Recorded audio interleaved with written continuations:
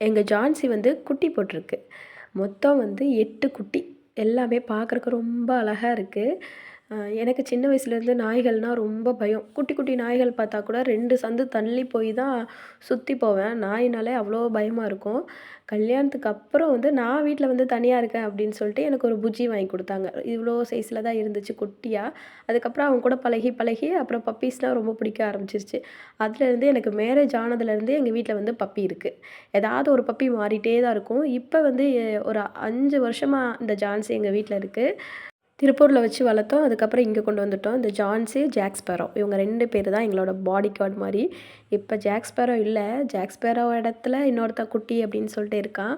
எனக்கு நாய்க்குட்டிகள் அப்படின்னாலே ரொம்ப பிடிக்கும். எங்க வீடு வந்து வாய்க்காமேட்டு பக்கம் தான் இருக்கு. அங்க நாய்க்குட்டி, பூனைக்குட்டியெல்லாம் தூக்கி போட்டு போயிருவாங்க. சவுண்டு கேட்டாலே வீட்ல கொண்டு வந்து வளர்க்க ஆரம்பிச்சுருவேன். அதுக்கப்புறம் யாராவது கேட்பாங்க. கொஞ்சம் பெருசானதுக்கப்புறம் அப்புறம் குடுத்துருவேன்.